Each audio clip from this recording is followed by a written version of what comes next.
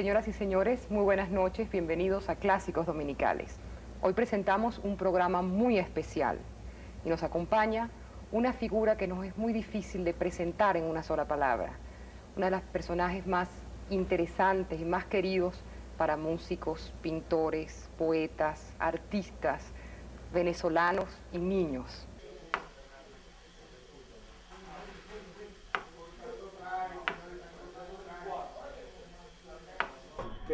Aquí sale Freddy Reina tocando ostinato, 6 por derecho, folclore, joropo llanero.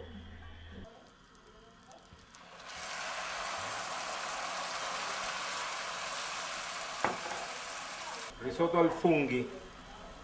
Eso le encantaba a mi papá. Wow, cómo le gustaba la comida así italiana. Mi papá dejaba el último pedacito de la comida, lo más rico, lo más sabroso. Y pasaba Anita, que es la más chiquita, la más consentida, y en lo que pasaba por la mesa, ¡ra! Le quitaba a mi papá y decía...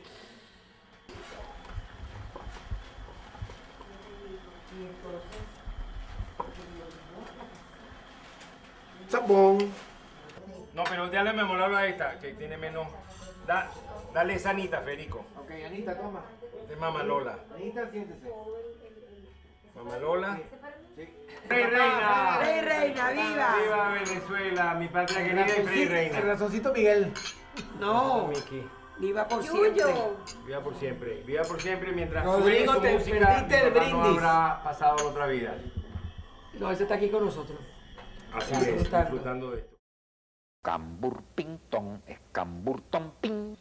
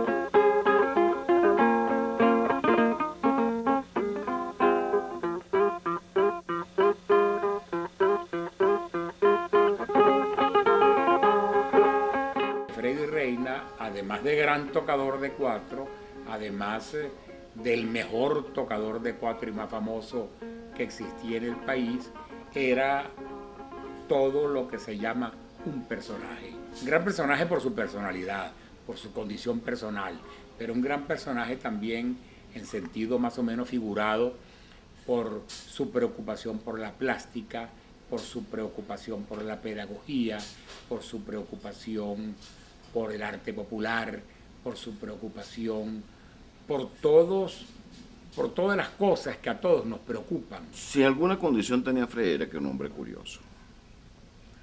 Y la curiosidad, en este caso no mató al gato, lo hacía inaprensible, pues, ¿no? En ese sentido.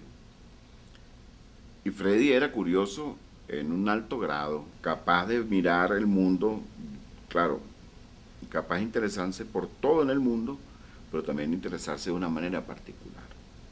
Él va caminando y él veía en los objetos normales, él veía formas que no todo el mundo ve, que le pasa mucho a los niños con las nubes, nos pasó a todos nosotros con las nubes. Cuando tú ves una nube y ves formas que uno ve, él la veía cotidianamente hasta que se murió, creo yo. El artista completo ve arte en todo. A él le llamaba mucho la atención los colores y las texturas. Pasaba por la calle y veía un corotico y lo agarraba yo. Un momentico ya. Y lo limpiaba y como ahí lo veía. ¿Cuándo me llevo esto?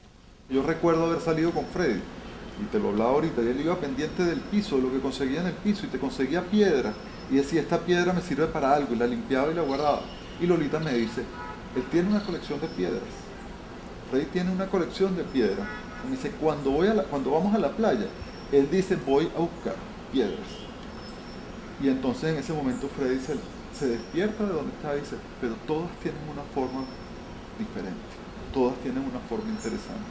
Yo una vez en Ciudad Bolívar vino de un desayuno con 2 triangulitos de pan cuadrado y los guardó, los traía en una servilleta y Lola furioso le decía, pero vaya eso en la maleta, qué fastidio. Entonces me dijo, Tula, mira, estos no son 2 ratones maravillosos, me decía. Entonces claro, él tenía que guardarlo porque eran 2 ratones, no eran 2 pedazos de pan, eran 2 ratones. Y yo creo que él era un poco eso, él veía las cosas más maravillosas todo lo veía en diferente. todas partes. Sí.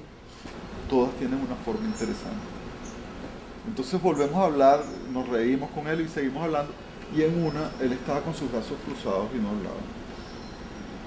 Y él se adelanta y ve el plato y le dice al plato, le dice, ¿tú qué me ves? Entonces, yo volteo a ver qué está haciendo Freddy cuando veo que el plato le habían servido 2 ruedas de tomate, sobre cada rueda de tomate había 2 ruedas de mozzarella y sobre cada rueda de mozzarella habían 2 hojas de albahaca. Entonces parecían 2 ojos en un plato, era una cara. Otra persona te hubiese llamado y te dice, parece una cara, te hace el comentario. Freddy entabló una conversación con el plato inmediatamente, él vio la cara y habló con la cara. Freddy, todo lo que él tocaba se convertía en poesía. ¿Cómo será la magia que ejercía Freddy en relación a su entorno? Que una vez me dijo, mira, tú no te has fijado esas puertas y las ventanas de mi casa. Sí, Freddy, son muy lindas, las puertas y las ventanas muy lindas. Las estoy secando, es madera que estoy secando para hacer 4. Era una máquina de creatividad. Bueno, Freddy era una máquina de crear.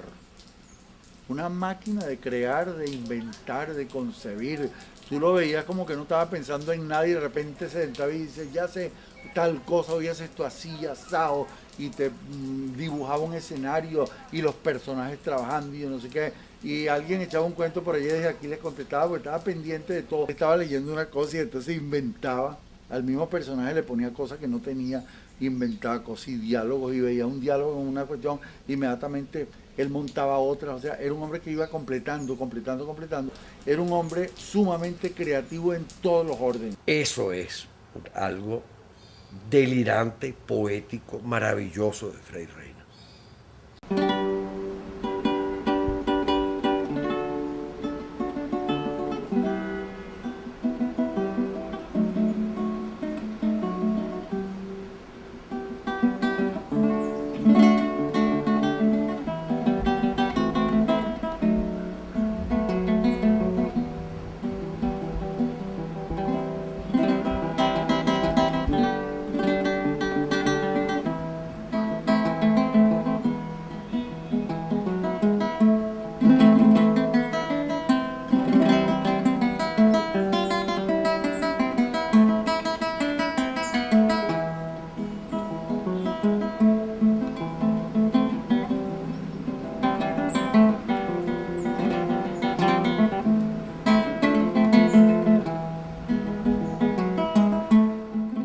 Bueno, Freddy me llevó a una serenata, andaba con el maestro Sojo, con el maestro Borges, con el maestro Sojo. Con el maestro Sojo me daba otra serenata, cuando estaba Federico chiquito. Me llevó la serenata y entonces estaban también con el maestro Borges, con la pájara Caría. Él había estudiado guitarra con el maestro Raúl Borges, que era mi maestro, el maestro Rodrigo Riera, el maestro de Antonio Lauro. Y así también Freddy pudo enfrentarse a esa actividad de la guitarra de concierto. Tenía cualidades de músico, de artista extraordinario, que hubiera podido ser pianista, violinista, cuatrista. Y estaba pues otros muchachos más. Y uno de esos le dijo a Freddy que le prestara la guitarra hasta el sol de hoy. La guitarra no apareció nunca y era una Hauser que le había regalado a su papá, una guitarra alemana muy buena. Entonces, como él no podía estar sin tocar, y estábamos recién llegados de Europa, sin real, sin nada, entonces él dijo, lo único que tengo es para comprarme un 4. Que va pam, pam, pam, pum. Entonces es cuando él le cambia justamente la encordadura al 4. Porque como no podía cantar, porque tú sabes cómo es ta ta ta tan. Entonces él le puso ta ta ta tan. El cambur pintón, el cambur pintín. Tan tan tan tan tan tan tan.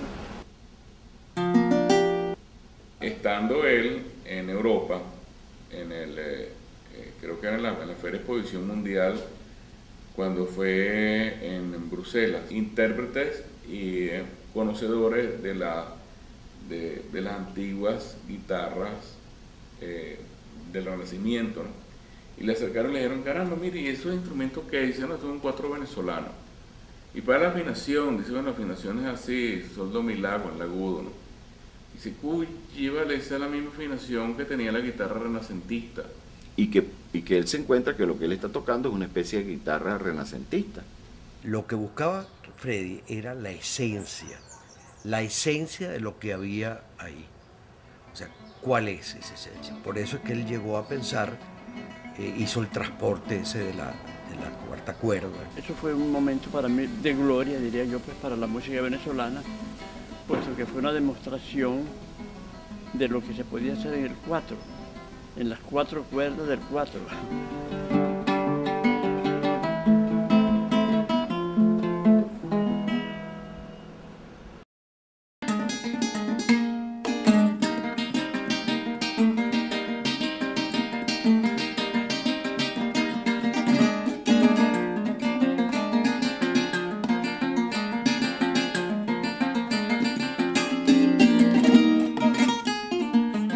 El instrumento era un instrumento para transmitir y te transmitía lo que tenía adentro. Tenía un musiquito dentro de su cuerpo y era como una especie de inquieto nacobero, si se puede decir así, porque era como explosivo. Freddy era como una caja había que, tú sabes, frenarlo porque aquello era extraordinario, era una expresividad total. Siempre estaba eufórico a millón, eso adentro era un torbellino que estaba todo el tiempo así, entonces claro, la música de él es tan rica, ¿no? Él no dejaba de ser un hombre de artes plásticas cuando estaba tocando su 4, no dejaba de ser un gran fotógrafo cuando estaba tocando un 4. Aquello que había acendrado en el hombre no solamente daba le daba la imagen, sino que también le daba fragancia, ¿no? Es como la flor, la rosa, por ejemplo, que goza de ambas cosas, de bella imagen. La imagen además te viene acompañada con algo que está por encima de la imagen, ¿no? Que está inherente a la imagen, pero que además va mucho más allá. Alguna clase llevé una pieza con un arreglo muy virtuosito. Realmente tenía extensiones, tenía cambios de posiciones, saltos de un lado a otro. Era muy difícil de tocar. Cuando la terminó de tocar, Freddy me dice, eso está muy bien, Ángel, pero ¿por qué la haces tan difícil? Y entonces me dice, yo la toco, pero la toco diferente, la toco mucho más fácil. Y tocó la pieza sin salir de los primeros trastes. Muy sencillo, y cuando salía, como lo hacía siempre, muy rápido y regresaba a los primeros trastes. Pero una maravilla. Y él me decía, Ángel, ten siempre presente una cosa, hacer cosas difíciles es muy fácil. Lo realmente difícil es hacer algo fácil bien hecho. Si alguna cosa tiene la obra de Freddy es que no tiene nada innecesario. Yo no he encontrado en un solo tema que haya grabado Freddy una nota de más. Siempre todo ha sido en su sitio, todo con un concepto muy sólido. Realmente lo más difícil no es complicar y ser barroco, porque las ideas, lo que hay que hacer es decantar las ideas y dejar la esencia.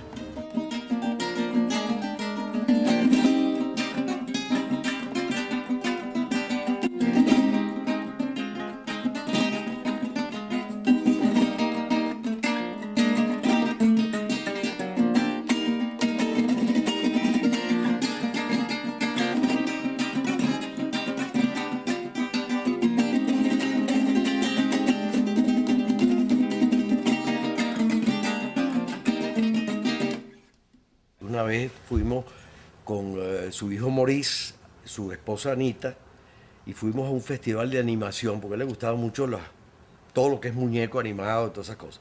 Fuimos a Zagreb, en Yugoslavia, y una noche salimos a caminar por ahí y vimos a través de una ventana, había una balalaika, un instrumento maravilloso, pero que muy poco común en realidad en nuestros países.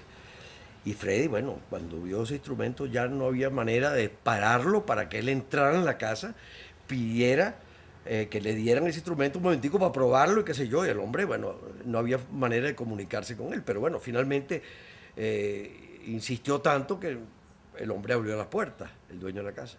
Y entonces él fue y entre bloquearlo y que no sabía qué era, el Freddy se metió, ¿no? Y agarró ese instrumento y lo desconectó, lo quitó de la pared y empezó de repente a tocar ese instrumento, que aquello era un sueño. Y entonces el dueño del instrumento, que no había visto eso, dijo, pero bueno, ¿qué es esto maravilloso? Enseguida sacó unos tragos y empezamos a tomar tragos y pasamos una noche maravillosa. Es que la sonoridad forma parte también de la proposición. Si tú haces...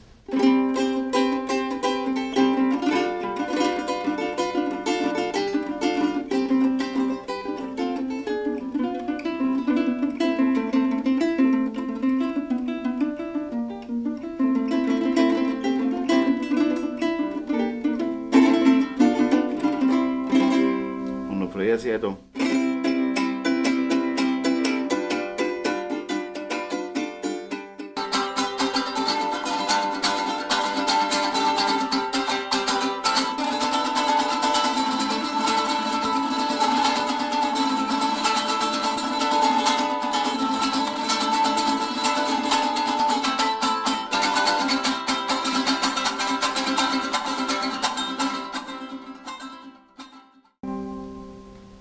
sonoridad que te envuelve, ese color.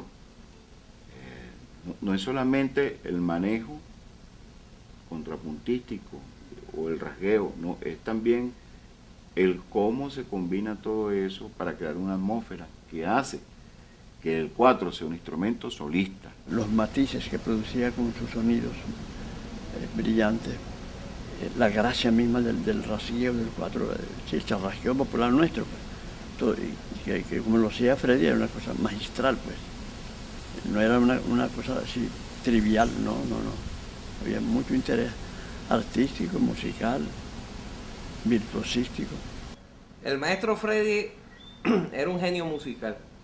El trabajo que desempeñó fue profundamente genuino, sin estar pendiente de la moda, sin estar pendiente del último grito, como dicen, ¿no? Pienso que hizo su música con el oído pegado en el corazón latiente de su patria, así como era un gran inventor de cosas, de instrumentos musicales, incluso de juguetes, de historias fabulosas, ¿no? También era inventor de recursos musicales, ¿no? Y muchas son las idiosincrasias que puedes tú recoger en una sola grabación del maestro. Los recursos que desarrolló fueron profundamente originales y más meritorios cuando se toma en cuenta de que el instrumento que él tocaba era el instrumento más difundido en el país, ¿no? Y que cuando estaba en manos suyas era otra cosa completamente distinta a lo que todo el resto de la nación conocía.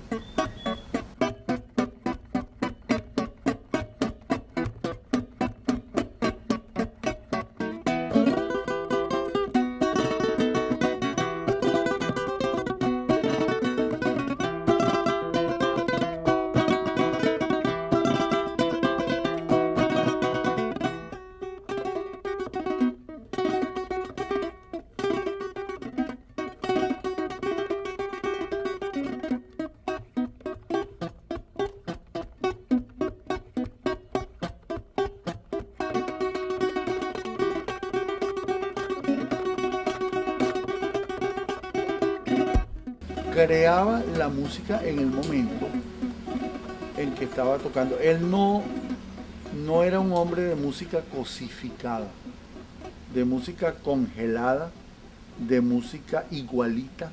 Va tocando lo que de repente se le ocurría y por eso lo llamaba el repentismo. Él, como le iba saliendo en su mente, la pieza la iba tocando. Sus piezas iban evolucionando, la tocaba y tú le decías que repitiera la pieza y la tocaba otra vez diferente, inmediatamente, una detrás de otra. Él dio un concierto en el aula magna y tocó Brisas del Zulia. Tocando la última parte de Brisas del Zulia, él se peló. Entonces repitió la última parte de Brisas del Zulia 13 veces. Y ninguna vez la tocó igual y mientras más la tocaba, más la mejoraba. Una armonización de un foxtrot donde convierte el 4 en lo que nunca había sido, ¿no? Allí comienza el maestro tocando 4 y de pronto suelta el 4, ¿no? Se olvida de que el 4 es 4 y empieza aquel instrumento a mutarse en banjo, ¿no? Y a la par que el instrumento va mutándose el Freddy Reina humano, ¿no? Y se va convirtiendo en un personaje, digo yo, olímpico. Personaje olímpico porque aquellas facultades llenas de estímulos se volvían insólitas para un ser humano. Y ese arreglo es un arreglo de antología. Eso es una toma antológica del genio humano.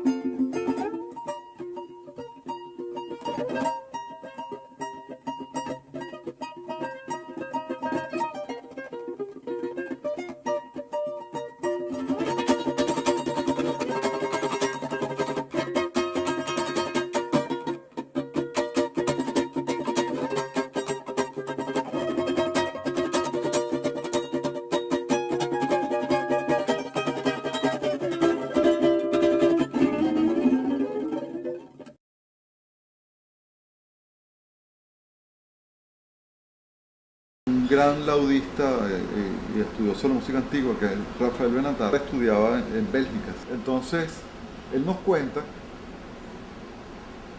que Frey llegó una vez a la ciudad donde él estaba y Rafael lo invita al conservatorio donde él recibía clases y lo invita a una clase de un profesor que Rafael nos comentó a nosotros lo exigente que era. Y él nos contó su propia anécdota de un concierto que Rafael Benatar había dado y que había salido en la prensa como un concierto de primera calidad. Cuando Rafael le preguntó a este profesor qué opinaba del concierto, le dijo: estuvo bien, Rafael. Ese fue su único comentario, y era muy exigente. Y Rafael llevó a Freddy a esta clase con este profesor. Habían varios alumnos, estaba Rafael, estaba Freddy y estaba el profesor. Como siempre, presentan a Freddy, Freddy monopoliza la atención y él empieza a hablar y empieza a tocar y empieza él a tomar el centro de la cosa, hasta que al final Freddy le dice: discúlpenme, profesor, pero le robé su clase. Y el profesor le dice: usted no nos ha robado ninguna clase, usted nos ha dado una clase a todos. Lo que usted hace es sencillamente perfecto. Todo lo que usted hace con el 4 es sencillamente perfecto, es magistral. Lo que usted nos ha dado es una clase. Rafael Benatar dice que no podía creer esos comentarios en este profesor.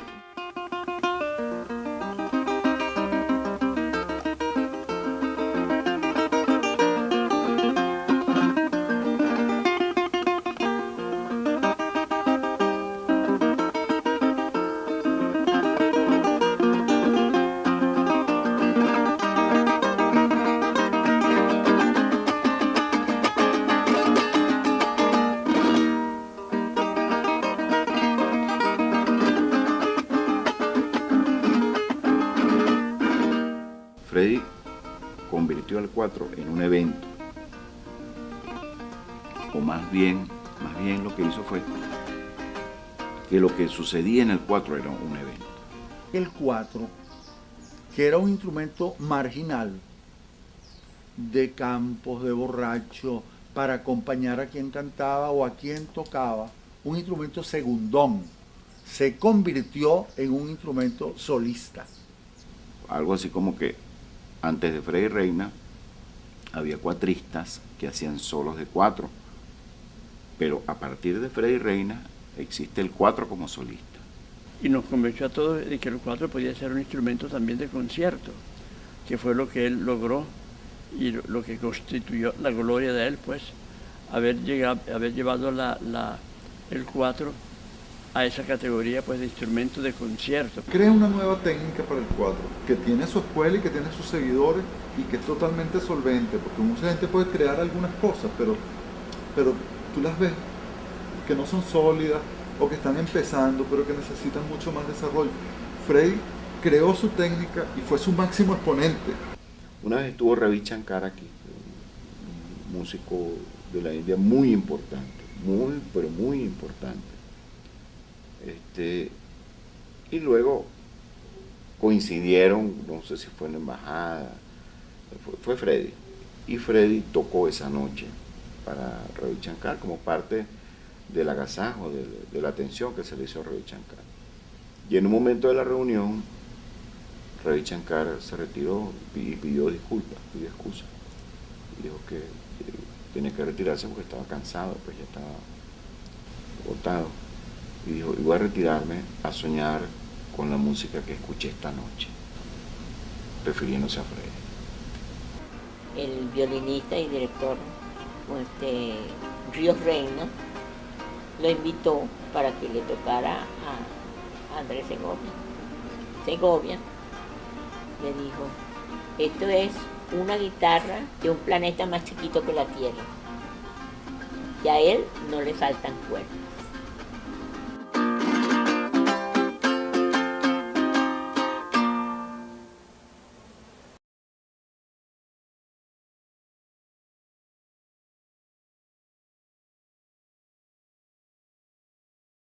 Freddy Reina había pertenecido a un grupo muy selecto, aquel grupo que yo denominaría por una deformación humorística como del Morrocoy Azul.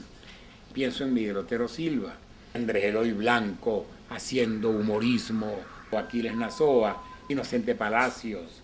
Ese grupo estaba vinculado a esa publicación humorística, la más famosa y la más importante que ha habido en Venezuela en toda su historia. De manera que si Freddy estaba vinculado a ellos era porque él tenía el mismo sentido del humor que tenían ellos. Tenía un sentido del humor como para aguantar la amistad con ellos, porque la amistad con los humoristas se aguanta. Por ejemplo, él a Carlos Cruz Diez, cuando andaba muy envalentonado así, que era amigo de él, le decía Carlos Cruz Dios. Y él tenía un piquecito con Morela Muñoz, porque Morela no cantaba música venezolana. Después fue que empezó, él le hizo los discos de música venezolana, la convenció. Pero entonces, como para apoyarla, le decía Morela Muñiz, por Marco Antonio Muñiz. Él decía Jesús Superstar Soto y Carlos Cruz Dios. Le decía Carlos Cruz Dios y Jesús Superstar Soto. Pero lo mejor de todo era que cuando la televisora nacional pasó a ser algo más mermado de lo que está, le decía la televisora nacional gas. Cualquier cosa que lo oyera, la reproducía más breve y con gracia. Freddy era tenía un espíritu provocador, como muchísimos artistas y como muchos personajes realmente humoristas. Pues. Iba a dar un concierto Freddy Reina en el Museo de Arte Colonial, en la Quinta Nauco. Y él iba a dar un concierto y todos los invitados iban a dar una contribución. Entonces vamos subiendo a Freddy, va Lolita, yo llevo el 4. Junto con él viene entrando Eugenio Mendoza. Y entonces hay una muchacha muy linda recogiendo la contribución a la entrada y Eugenio Mendoza abre la cartera, saca un billete de 500 bolívares y lo mete en el pote. Y Freddy lo ve. Le dice, Eugenio, no, un momento, Eugenio, ven acá. No puede ser que yo, que soy un limpio, un hombre sin fortuna, vaya a dar una contribución de un concierto que tú sabes muy bien que vale por lo menos 8.000 bolívares. Un concierto mío vale 8.000 bolívares, que era un dineral, ¿no? Vale 8.000 bolívares. yo voy a tocar gratis. O sea, voy a dar 8.000 bolívares por lo menos. Y tú crees, bueno, entonces vas a dar 500, no, entonces yo no toco. Si tú no das por lo menos 8.000 bolívares, yo no toco. Y agarró sus 4, vamos a devolvernos. Entonces, Eugenio Mendoza, pero Freddy, es el escándalo, no, es que no toco, sí. O tú das, ya. Entonces él le dijo a la señorita, mire, ustedes pueden pasar mañana por el edificio de las fundaciones. Sí, cómo no, don Eugenio. Bueno, allá van a recibir un cheque de 25.000 bolívares. Freddy, aplaudiendo y todos para adentro felices. Y en el camino le dijo una frase que a mí nunca se me ha olvidado y siempre la repito. Eugenio, has cambiado la opinión que yo tenía de ti, porque yo siempre había dicho que de los Mendoza, el único que vale la pena es el cardenal. El cardenal Mendoza es el brandy, ese famoso.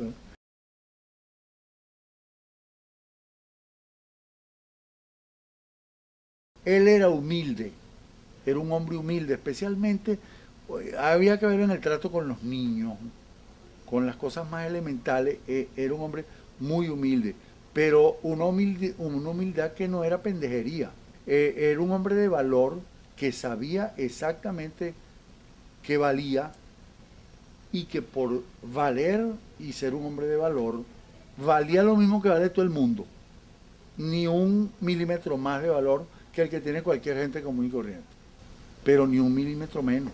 Reni lo invitó muchas veces a tocar en el show de Reni, pero Reni lo invitaba. Y cuando mi papá le decía, bueno, Reni, pero vamos a hablar entonces de mis honorarios. No, tienes que hablar con Enzo Morera.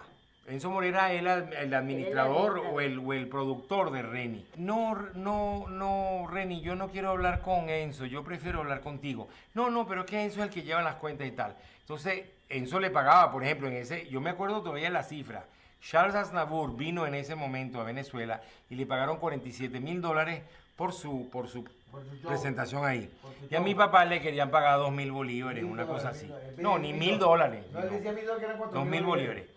Bueno, total, que él dijo, mira, yo no me entiendo. Y lo llamaban a cada rato, Freddy, yo quiero que tú vengas a mi show y tal. Dile que no estoy. Entonces, yo me acuerdo que la muchacha, creo que era Josefina, decía, el señor dice que no está. Y hasta eso, y el tipo seguía insistiendo. Entonces, una vez Reni le dijo, bueno, Freddy, yo te pago 4.000 bolívares, que eran $1.000 en ese momento. Y mi papá le dijo, mira, Reni, ¿sabes cómo es la vaina? Yo no te abro el estucho de mi 4 para que tú lo veas por $1.000. Olvídate que yo no voy a tocar, salvo que tú me respetes y me pagas como un artista que yo soy. Yo me acuerdo que una vez lo llamaron para que hiciera una publicidad con una cigarrera, ¿no? Pagándole millones.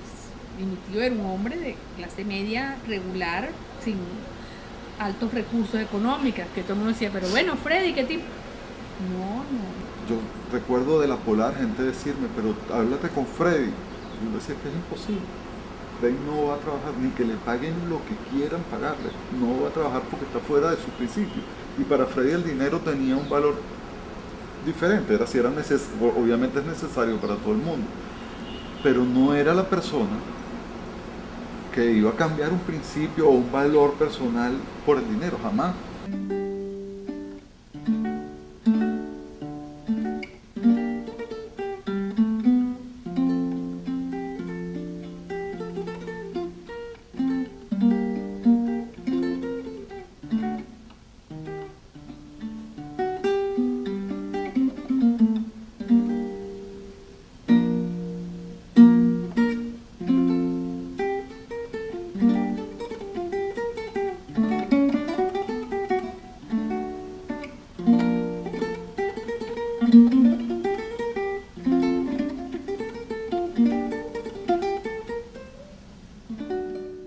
Alguien que le leyó la mano las cartas dijo que él era la reencarnación de un famoso músico arpista, como que era la cosa del Renacimiento. Freddy no solo fue músico, sino Freddy fue pintor, Freddy fue titiritero, Freddy fue artesano, Freddy fue docente, básicamente pedagogo. Entonces él era así como decía él, que yo soy un hombre del Renacimiento en el siglo XX, decía él. Era pintor, gran dibujante, fotógrafo extraordinario también, tenía todas las profesiones.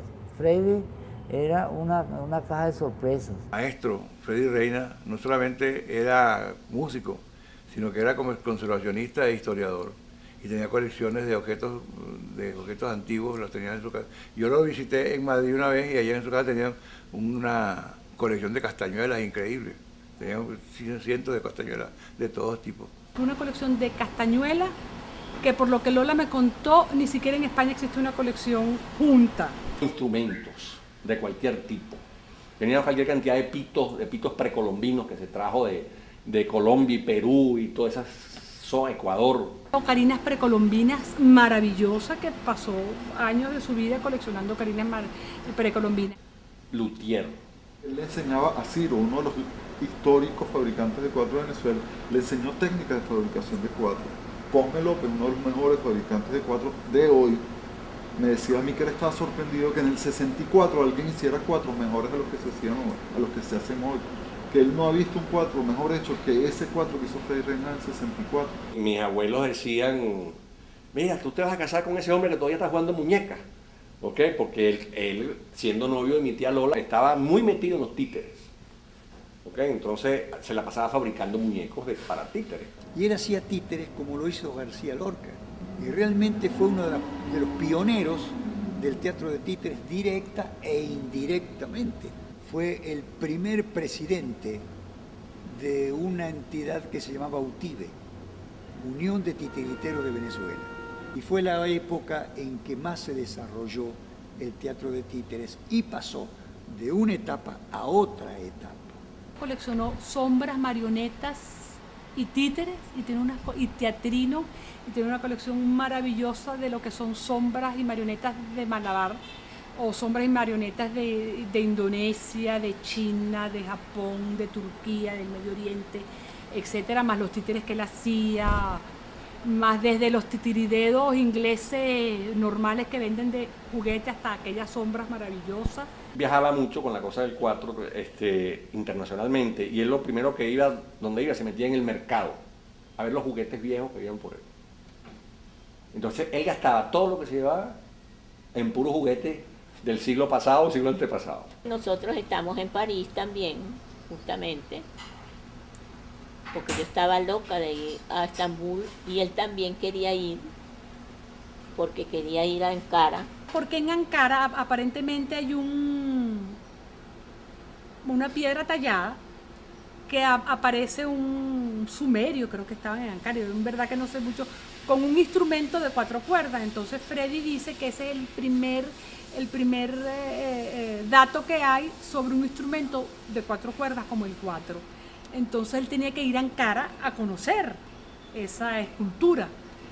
Y resulta ser que reunieron dinero, les vino dinero de fuera y tenían todo el dinero listo, y el día que Freddy se iba a comprar los pasajes para Ankara, Lola fascinada, iban a ir a hacer el viaje a Ankara, el viaje de la vida, etcétera, porque además habían tenido un sueño de muchos años de querer ir a Ankara. Él se va y pasa por la tienda de juguetes y consigue un juguete de latón que es un Lehmann, que es una de las marcas más conocidas del siglo XVIII, creo, o principios del siglo XIX, que eran los primeros juguetes de cuerda. Este costó el precio de 2 pasajes para Estambul. No fuimos. Me quedé con las ganas. Y Lola lloraba y lloraba y decía, es que no vamos a poder ir más nunca a Ankara. Él decía, pero es que no pude evitar tener esto aquí. Y no fueron nunca a Ankara. Estando en su casa me dice, ayúdame a tomar unas fotos porque va a salir un libro de poemas con algunas fotos de mi colección de juguetes. Y nos pusimos a tomar fotos de su juguete. Y un día me llama a la casa y me dice, Ángel, ya las fotos están para que vengas a verlas. Él nos empieza a mostrar las fotos. Está Frey, está un señor que yo no conozco. Está Rafael García, mi amigo, estoy yo. Y empezamos a ver las fotos y yo empiezo a ver lo que eran esas fotos. Pues yo no tenía ni idea de lo que iba a sacar. Las letras parecían unos globos. Y está el señor que nos presentaron, está viendo las fotos. El señor sin vernos, sin hacer otra cosa, que no había abierto la boca en todo ese tiempo. Está viendo una fotografía y nos dice, yo llevo más de 15 años de crítico de fotografía. Y yo jamás en mi vida había visto unas fotos como esta. Y yo le digo, pero usted entiende que lo importante aquí es la colección de juguetes y no la fotografía.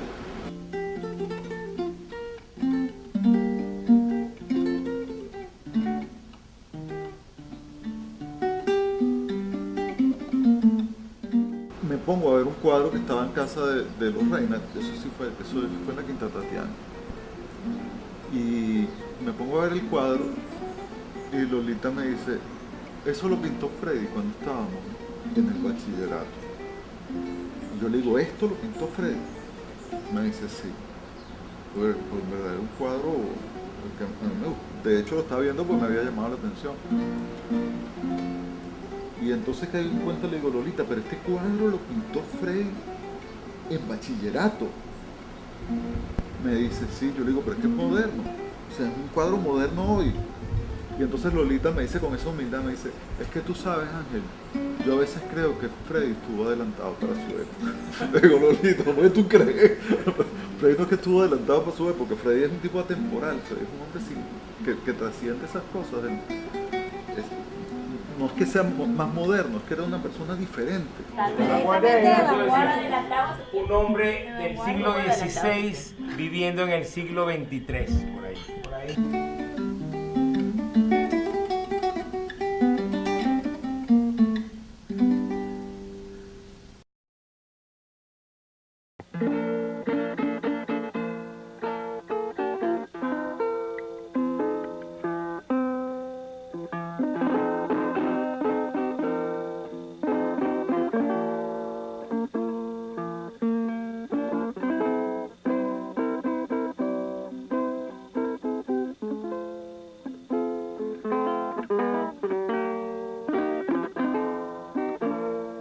Esta es una película de Luis Armando Roche que se llama Bach en Sarasa, donde Luis Armando se plantea la idea de qué hubiese pasado si Bach estuviera en Venezuela.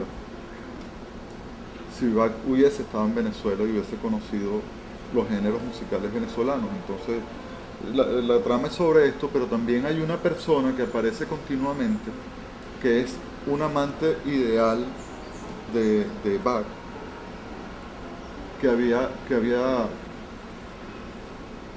no estaba en la realidad, pues, para Bach. Y el nombre era Lolita. Y el personaje es muy bello, ¿no? Y la compañía a Bach de este personaje es una belleza. Nosotros vivíamos en La Pastora y en la casa de al lado vivía una tía de Freddy. Ahí conocí yo a Freddy y según él, un día que yo estaba leyendo una revistica que le llegaba a la niñita, a Sara María, que se llama la prima de Freddy, yo tenía crespos, yo usaba crespos, unas veces me ponía crinejas y otras veces crespos. Entonces él me dijo que cuando él me vio, le parecía un Botticelli, siempre me lo decía. Entonces desde ese momento, según parece, él se enamoró de mí. Freddy Reina prácticamente tuvo su vida artística y Lolita. Cuando uno habla de Freddy Reina y piensa en él, está hablando y está pensando también en Lolita, porque resulta que no se pueden separar. Lolita y Freddy son como una unidad. Yo no la he nombrado hasta el momento porque voy por descontado cuando yo digo Freddy que estoy diciendo Lolita. Freddy, yo creo que eso siempre será Lolita y Freddy, como el programa del Canal 2. Freddy no era Freddy sin Lolita.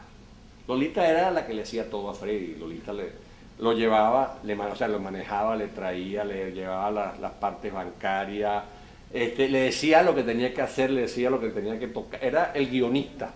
No, le decía, mira, vale, mira Freddy, que necesitas tal cosa. Freddy, y ella era la que llevaba apuntado todo.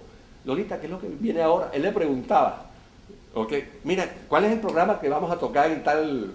Y ella es la que le decía, aquí está, si me hiciste tal día, aquí lo tienes. Él, si no estaba Lolita, él no servía absolutamente para nada.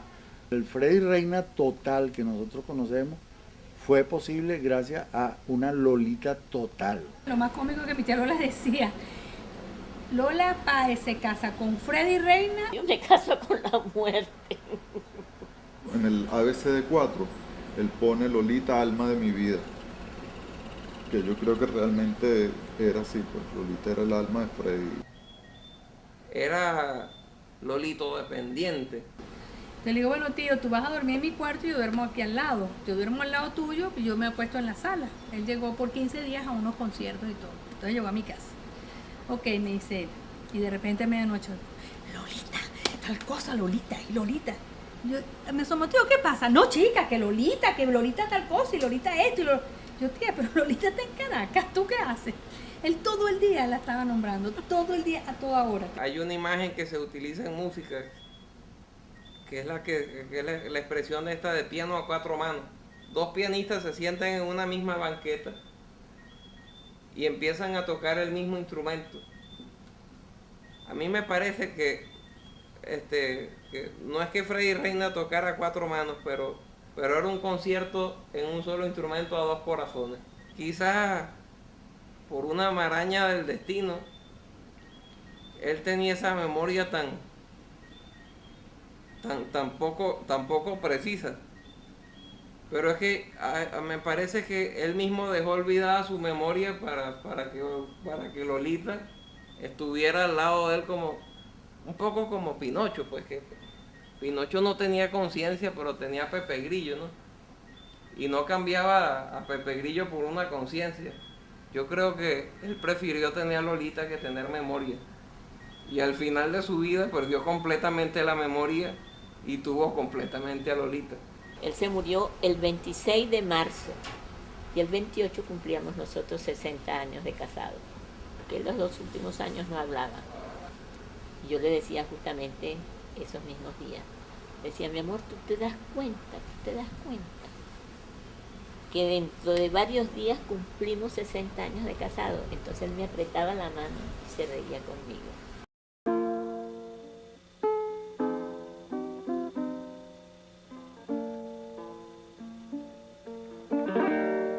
Cuando salimos, yo le comento a Luis Armando Roche, le digo, tú nombraste a Lolita, de este personaje Lolita por Lolita. Me dijo, es que claro, que si hay algo más allá de la vida o de la muerte, un amor más allá de la vida o de la muerte, es el de Freddy Reina y Lolita.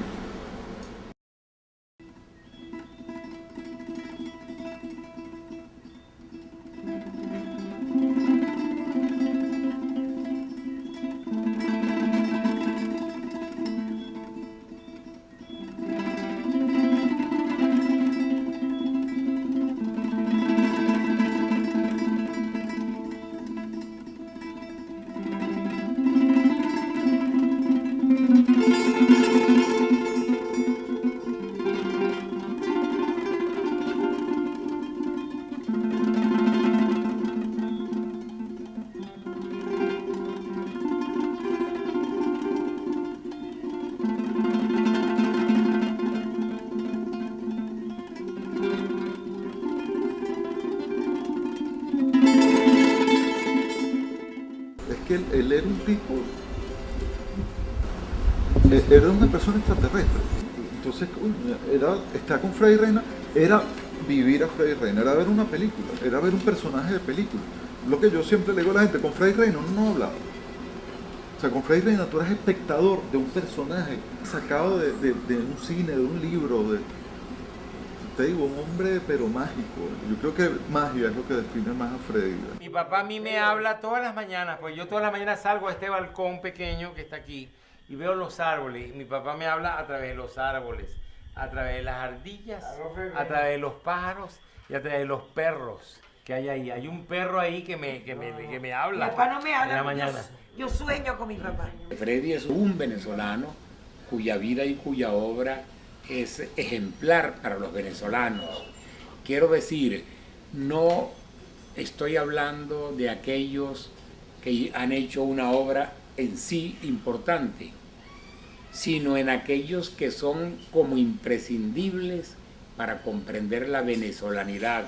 Ojalá las nuevas generaciones fueran muchos Freddy Reina con esa capacidad, con ese amor, con ese entusiasmo por hacer, por inventar. Yo no podría vivir sin el recuerdo de Freddy Reina. Freddy Reina es un poco como mi padre escogido. Un personaje, es decir, compañero de viaje inmejorable, Freddy Reina. A Venezuela entera, Freddy Reina le deja una huella indeleble en cuestión de música y en cuestión de arte general. Esas huellas que ha dejado Freddy Reina son sumamente, yo diría casi sempiternas, porque ahí está el arte, está la belleza del arte, está el encanto de la música, la gracia de la música. Freddy Reina es uno de los venezolanos de los cuales todos tenemos que estar muy orgullosos de ser sus compatriotas. Freddy Reina es un ser que si no hubiese existido, habría que haberlo inventado. El hombre realmente es como nos han enseñado de chiquitos, cuerpo y alma. Y cuando nosotros sembremos un árbol abonado con la ceniza de Freddy, ese árbol va a ser el cuerpo de Freddy. Y ahí que vamos a venir a hacer bolitos, coger sombra, a regalo, a hablar de Freddy, a pasarnos un día, etcétera, etcétera. Y pasarán los tiempos y algún día ese árbol a lo mejor se seca, pero de la semilla nace otro, que también es el cuerpo de Freddy Reina, y otro, y otro, y otro. Y un día, de esa madera, de esos árboles, alguien hará un 4 y lo tocará. Y entonces, desde algún lugar del cielo, del infinito, desde algún sitio, va a haber alguien, tal vez el mismo Dios, ¿no?, que va a estar oyendo ese instrumento. Va a estar oyendo ese instrumento. Y alguien que sabe la evolución de esos árboles y de esa madera le dirá, ahí está el cuerpo de Freddy Reina. Y ese Dios dirá, y el alma también.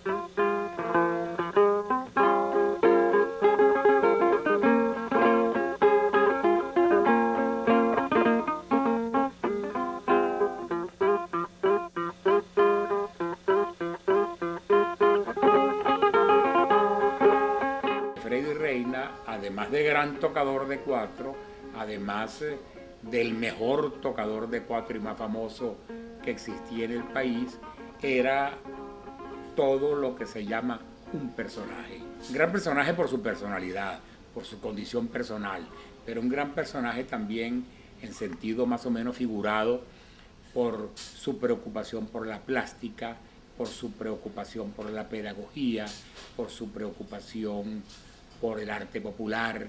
El último pedacito de la comida, lo más rico, lo más sabroso. Y pasaba Anita, que es la más chiquita, la más consentida, y en lo que pasaba por la mesa, ¡ra! Le quitaba a mi papá y decía...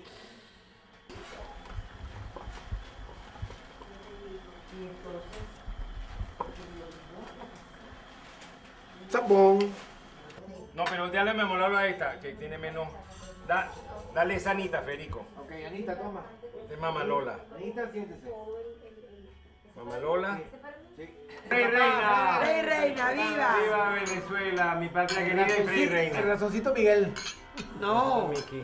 Viva por siempre. Viva por siempre. Viva por siempre mientras Rodrigo, suene te su música, perdiste el mi papá no brindis. habrá pasado a otra vida. No, ese está aquí con nosotros. Así Ya, es, disfrutando. disfrutando de esto. Cambur ping-tong es cambur tong ping.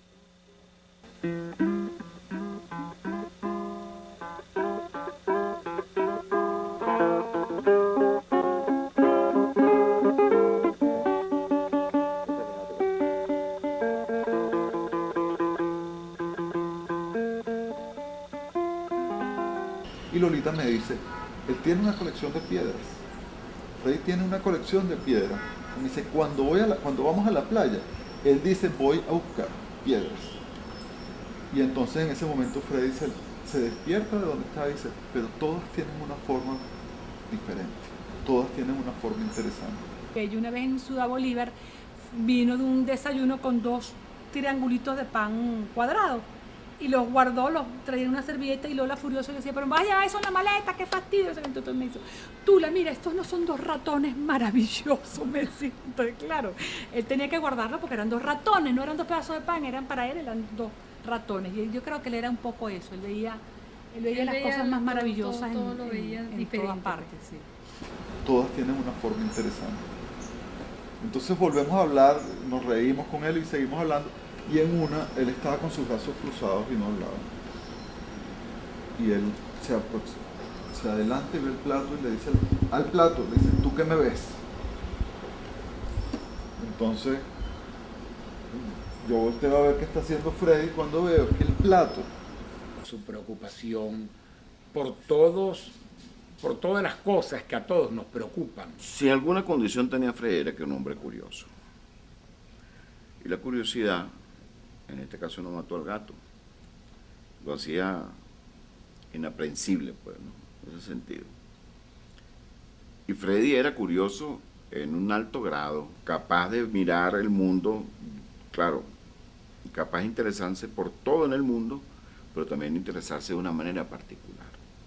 Él va caminando y él veía en los objetos normales, él veía forma que no todo el mundo ve, que le pasa mucho a los niños con las nubes, nos pasó a todos nosotros con las nubes. Cuando tú ves una nube y ves formas que uno ve, él la veía cotidianamente hasta que se murió, creo yo. El artista completo ve arte en todo. A él le llamaba mucho la atención los colores y las texturas. Pasaba por la calle y veía un corotico y lo agarraba yo. Uy, no vale. Espérate un momentico ya. Y lo limpiaba y como ahí lo veía. Uy, ¿cuándo me llevo esto? Yo recuerdo haber salido con Freddy, y te lo hablaba ahorita, y él iba pendiente del piso, de lo que conseguía en el piso, y te conseguía piedra, y decía, esta piedra me sirve para algo, y la limpiaba y la guardaba.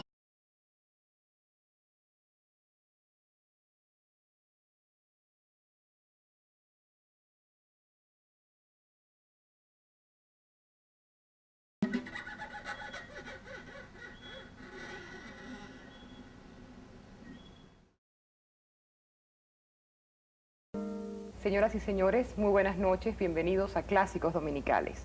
Hoy presentamos un programa muy especial y nos acompaña una figura que nos es muy difícil de presentar en una sola palabra. Una de las personajes más interesantes y más queridos para músicos, pintores, poetas, artistas, venezolanos y niños.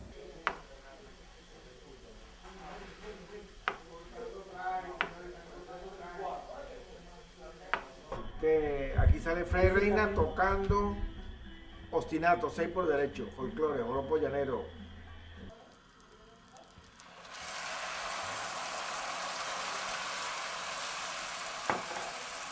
Risotto al funghi. Eso le encantaba a mi papá. Wow, cómo le gustaba la comida así italiana. Mi papá dejaba la